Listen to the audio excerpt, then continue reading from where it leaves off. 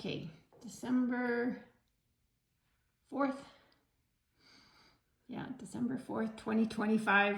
Susie had some memories of Grandma, some of the things that Grandma Lydia Herzig Hufschmid. Is it ready? Yeah, I'm going when I talk. I'm filming. Okay. My mother was the youngest of her siblings, and I think everybody kind of felt sorry for her being without the father at such an early age. And they really catered to her and let her go to the best schools. She was in private schools, and her classmates were quite a few from royalty, even from Tsar family, were some children there. She had a friend with a castle close to Bern and had some parties in the castle.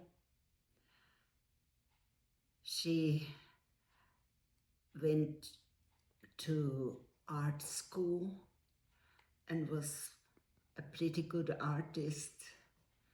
She did lots of paintings, but when she got married, my father couldn't stand the smell of oil paint. She did mostly then porcelain painting and was very artistic in porcelain painting, but even this was not allowed anymore, so she completely quit her art skills. What else could I? And that's kind of where you also did porcelain painting when you were little. Yeah. And then you did engraved glass. Because when I came over and we were really in need of money, and it was hard for me to get a job as a non-citizen. So I would have liked to do porcelain painting, but here it is not available as easily as at home. At home you go to a store that specializes in just plain china for people to paint it. And then when you have your stuff already painted, you bring it back to the store and they fire it for you. But here that wasn't possible. So I tried to think of another way to make some money. And we didn't have a second car. I couldn't go to other jobs very easily. So I started to use a plain old engraver to engrave glass. It was very hard to use that plain engraver, but I managed to make quite a few dollars that way. And then Louis ordered me a very fancy one with a diamond point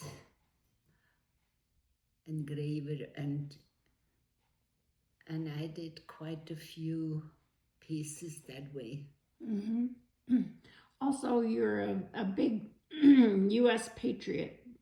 Tell me about the end of the war and the Americans coming into Switzerland, and why you are so grateful for the U.S. I shall never forget the D-Day. We hoped and prayed for peace, and knew the Americans would soon finish up that war for us. And then when all the church bells started ringing, and that was the heralding of the end of the Second World War.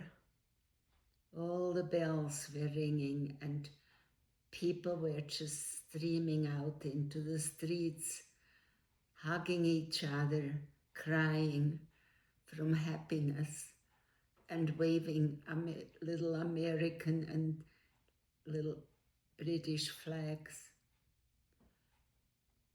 And we were so thrilled. What a relief to go to bed and never have to think again, is it tonight when the Germans come over, when we get invaded and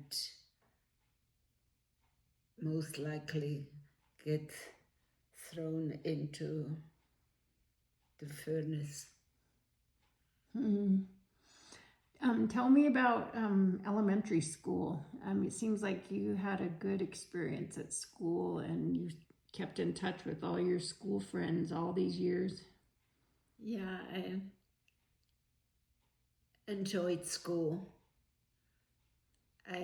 Especially third and fourth grade, I had such a marvelous teacher. At that time, the girls had to learn how to knit and sew, while the boys had workshops.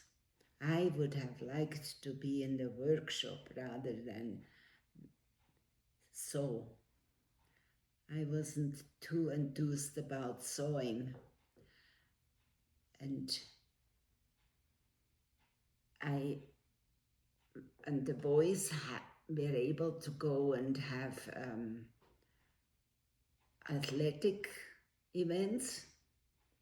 And I told my teacher that wasn't fair for girls not to be allowed to go and participate, because girls were just as fast and clever as the boys. And in end of fourth grade, the teacher arranged for us girls to be able to participate.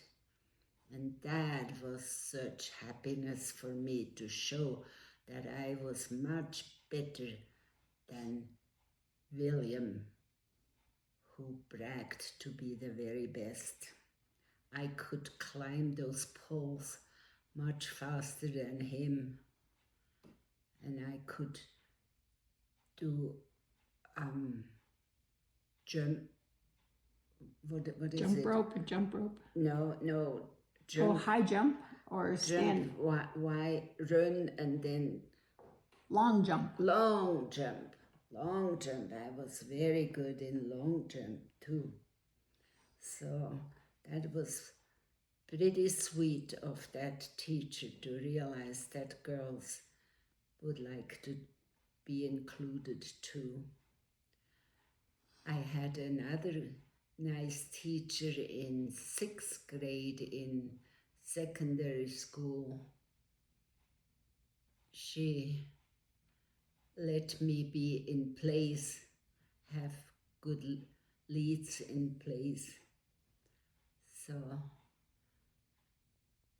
what else? Go ahead. I think your 3rd and 4th grade teacher, you really liked him. He was very special. Yeah. What was his name? Mr. Rufener. He kept in touch with me all these years. He wrote to me to America, and he was 100 years old when he still wrote and told me about other friends, school friends, and I went back to Switzerland several times, and the girls made class reunions for me. So we really we're close together. Yeah, it's amazing. Even now you have a school friend. Yeah, now I'm 94 and I still call Trixley. And I visited her, and her husband is always so delighted when he answers the phone. And tell me about your favorite cousins growing up. I had some fun, interesting cousins, especially Urs. And he would come to Grandma, and I was there. He always brought me into trouble. One time we were in the salon, the real nice room with silk tapestry and chimney,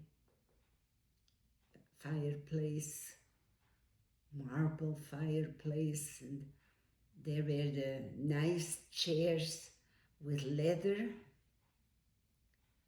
embossed leather, and they had golden nails on the sides.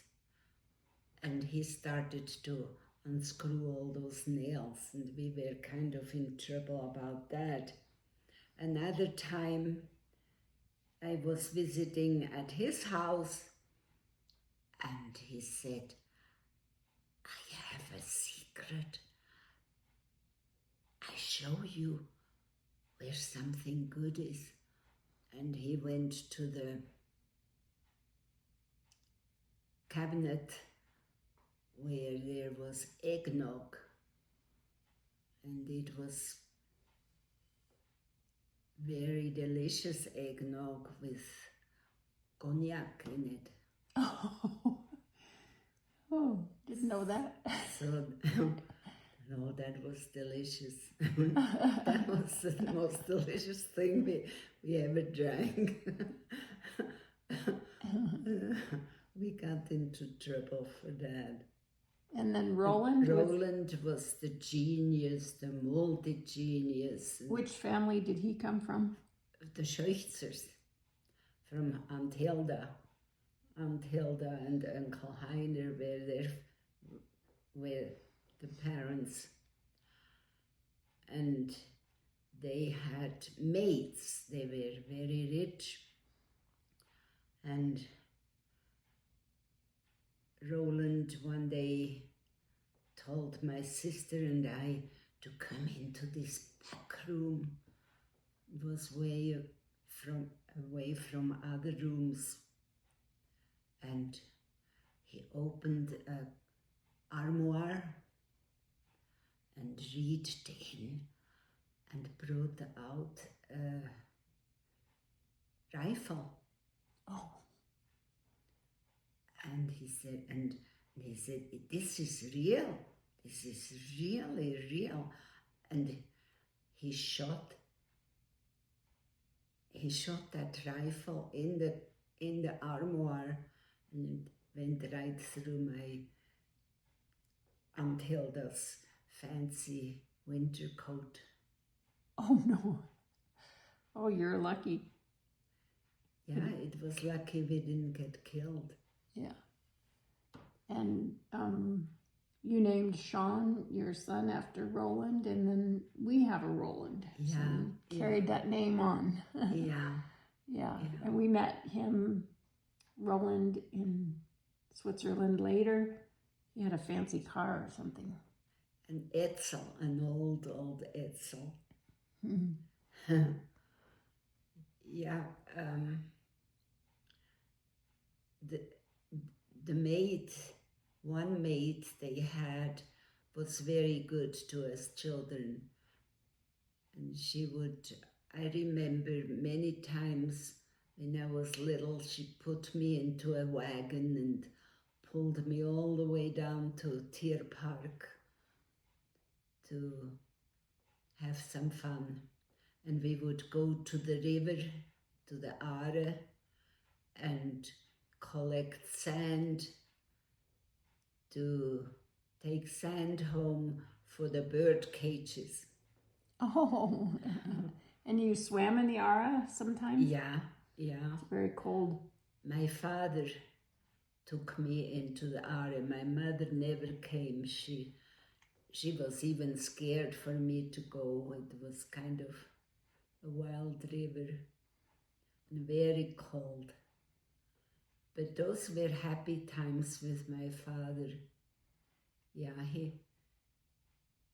he would walk along the river up to Spitz at lunchtime, and we would jump into that ice-cold water and swim down to where the swimming pools are. He also had a little bit of a temper, and you told me a story of you and Ruth getting locked out of the house or something once. Oh, yeah. We never were allowed in the kitchen because we could have messed it up. And we begged and begged for us to have the privilege to cook lunch for our parents. And my father thought that was okay. My mother was kind of hesitant. But finally it was arranged that they would go to church. We could stay home and cook Sunday dinner. Ruth told me to be in charge of the potatoes and the green beans. And we started to cook. The doorbell rang. That meant that the milkman was coming to bring the milk, and you had to run down the stairs with a jug to be filled with milk. Ruth said, "I'm not going, you're going." And I was stubborn and I said, "No, I'm not going. I have my beans already on the stove." And she said, "Okay, I go and I'll tell on you. I'll tell Father." And I got scared. And I said, "Oh no, I'm going. And we both ran out the door at the same time. And that week, my father installed a new lock that just closed by itself. And here we were locked out. And I had my beans cooking on the gas stove. Were we scared? Luckily, there was Uncle Armin living below us. And we told him, and he came and tried to find ladders for him to climb up into the kitchen, and they were not tall enough ladders. Then we decided to go over to the next house where Uncle Werner lived. And Uncle Werner was in charge of all those houses. He came with boxes and boxes of keys. Nothing worked. And we waited and waited, and then we heard a tramway come. And here Mother and Father came walking up the driveway. And Uncle Armin tried to be the spokesman and protect us. And Uncle Werner was there too, and the smoke started to come out the back window on the north side, and it smelled of burnt food, and my father reached into his pocket and turned white as a sheet. For the first time in history, he forgot the key. And Mother thought, well, Father has the key, she didn't bring keys. So my father had to run back, catch the next tramway, go down to the Zigerli store where he had a spare. Can you imagine to open all those metal crates that were in that jewelry store to keep burglars away? And then he came back with a key, and luckily there was no fire. There was a practically melted pot with beans. And we never had to go and cook anymore. And you didn't get into too much trouble this time around? Because of my uncles saying, well, that was okay, the house didn't burn down. Oh, precious memories. I think that's enough for now. Okay. It's pretty snow here, and we got last night. Beautiful garden back there.